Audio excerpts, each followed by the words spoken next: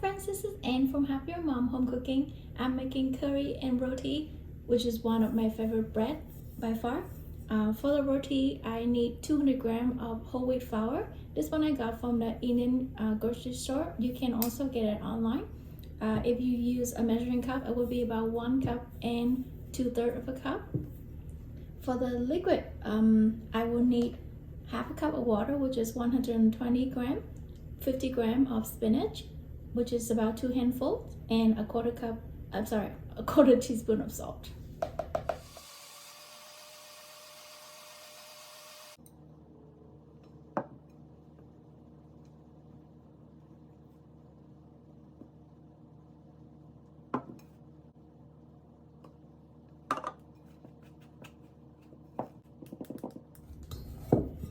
Okay, the dough has come together nicely. It's quite sticky, but this is how you're gonna get a nice and soft roti at the end.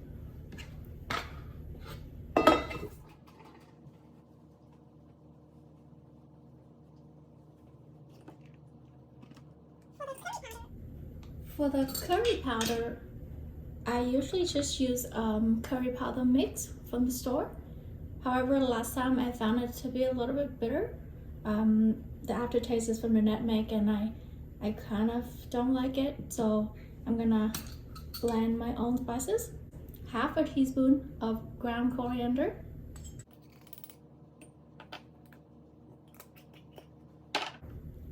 half a teaspoon of ground cumin,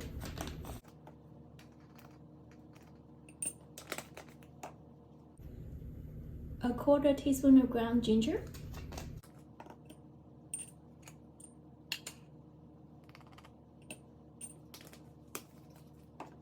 a quarter teaspoon of turmeric,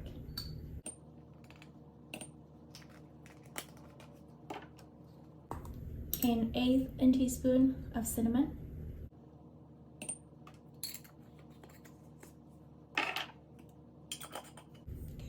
I have half a pound of frozen peas.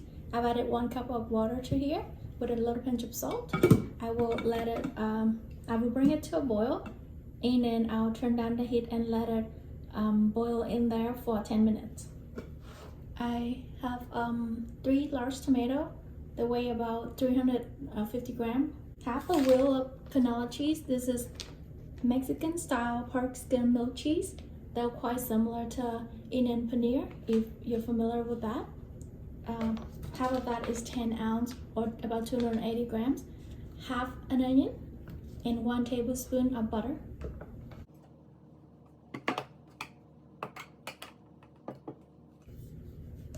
I'll just cut this into cubes.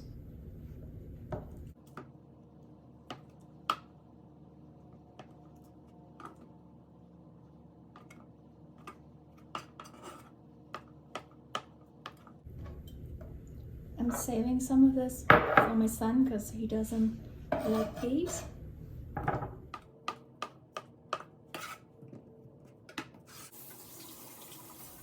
I'm gonna thinly slice the onion.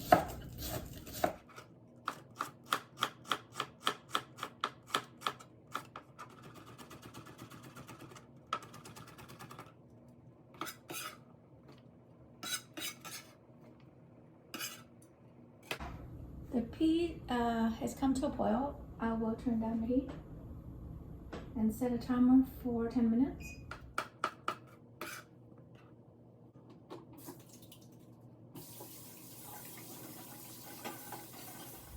I'll heat it up and then turn the heat down to medium-low just to get it cooked nice and slow so it gets soft.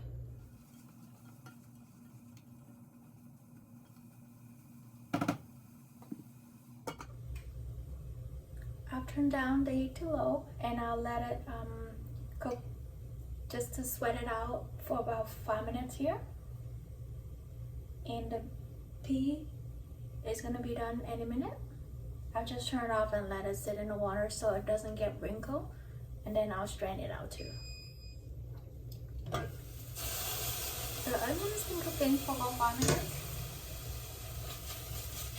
It's nice and soft, but I want to cook it a bit further, so to prevent it from getting burnt without the sugar in there, I will add a quarter cup of water.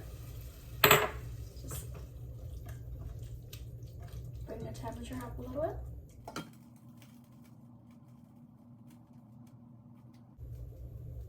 And I'm bringing it back down to low to simmer and cook for 5 minutes. Okay, timer's up. I'm gonna bring up the heat and add in my tomato.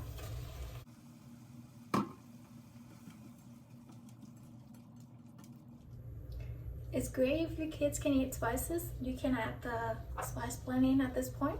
Mine don't, and I haven't had success getting them to eat the spices, so I will just finish cooking the gravy and then I will blend the gravy. I'll reserve some for the kids and then I'll add the spices in there later.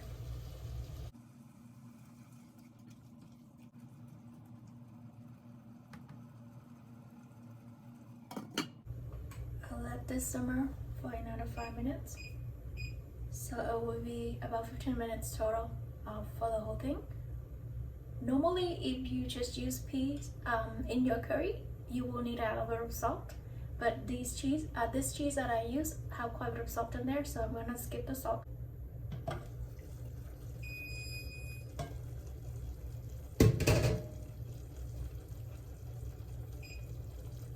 Okay, this is cooked.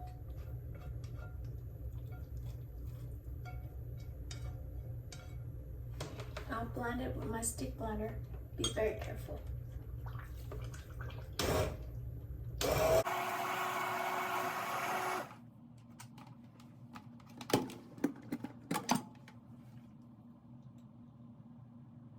The stove is off, by the way. I have strained the peas. I have reserved some for my daughter. I will add some to her bowl. And some for my son.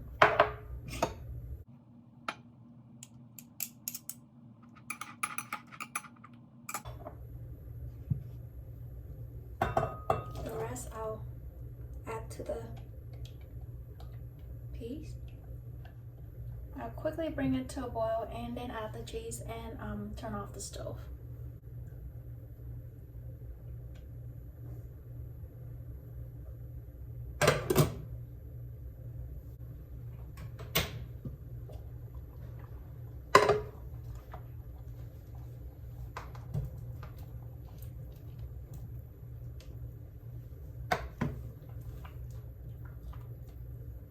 Sorry, I forgot the spices.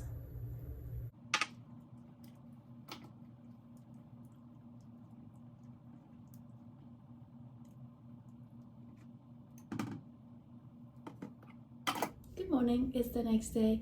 I didn't have success recording the video yesterday, so I decided to redo the part that I made a roti. Here, you have the dough. I'm gonna divide it in half. And I'll keep half with the lid on in the bowl to keep it from drying out. You will cut this into 6 dough balls.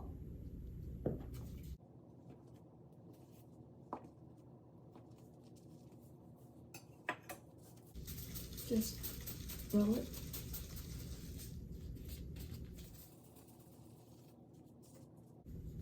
Then I have some dusting flour here, just the same flour that I used to make the dough.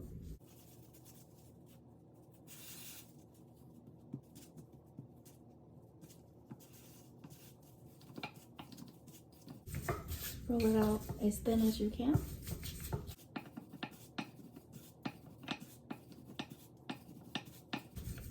When you see the flour on the surface disappear, you add a little bit more to keep it from sticking to the rolling pin.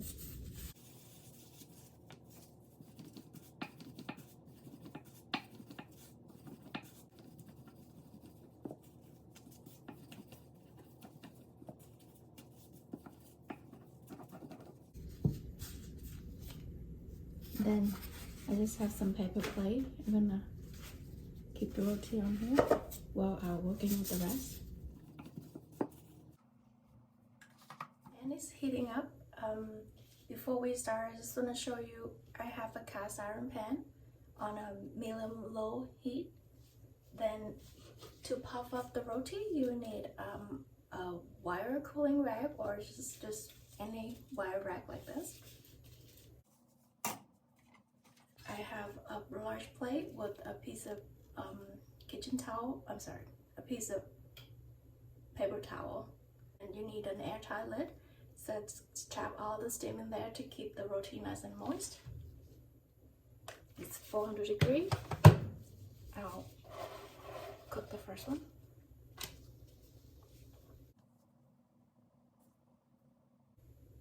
It'll take around 45 seconds for each side.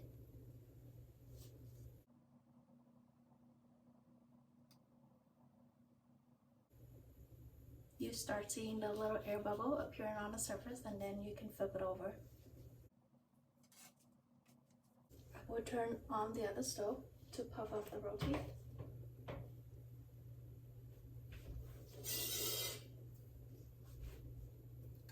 You can gently press it just to get a better contact on the second side and encourage the air bubbles to expand.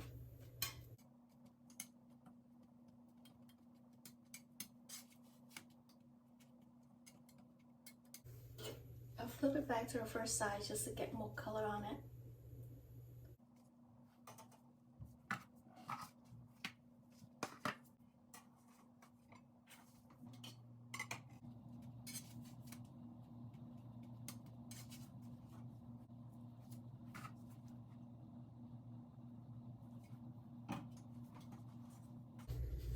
Sometimes it will tear a little bit on the corner.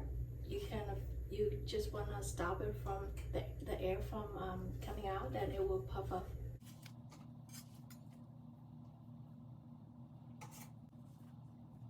Okay, the roti is really nice and soft. By the time you're done with all 12 of them, the first ones are going to be super nice and soft. And usually when I make extra, I'll freeze them and have them for later. Anyway, this is roti and curry. I hope you had a good time cooking with me. I'll see you in the next video. Bye bye.